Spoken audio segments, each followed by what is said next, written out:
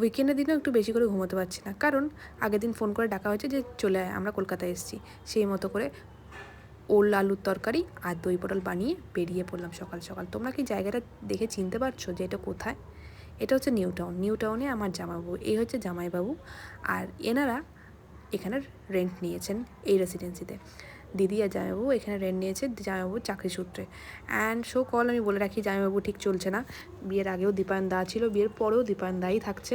তো তোমাদেরকে বোঝানোর জন্য জামাইবাবু বললাম, কেন সম্পর্কে আমার জামাইবাবু হয়, বাট জামাইবাবু চলে না, চলবেও না, চলেও নি কোনো দিন, তাই আর বলছি না। আর আশপাশটা সত্যিই খুব সুন্দর ছিল, এত সুন্দর রেসিডেন্সি যে কী বলবো।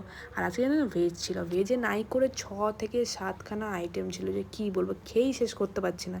আজকে অনেক ভাত খাওয়া হয়ে গেছে, সবাই মিলে এত বছর পর একসাথে খাওয়া দাওয়া, মজা আড্ডা। আর জানো এইটা হচ্ছে পুচকে, মানে জামাইবাবু আর দিদির পুচকে, ছোট্ট পুচকে, অনেক দুষ্টু। তো যাই হোক, এই করতে করতে আমাদের সন্ধে হয়ে গেল, এখন বাড়ি ফেরার টাইম। এটা হচ্ছে আমার দিদি। টাটা বলে বেরিয়ে পড়লাম। অনেক সুন্দর রেসিডেন্সি, আর অনেক সুন্দর করে আমরা দিনটা কাটালাম, অনেক মজা করে, অনেক কটা বছর পর বলতে গেলে। তো চলো, এইভাবে আমার দিনটা কাটলো। সবাই ভালো থেকো, টাটা।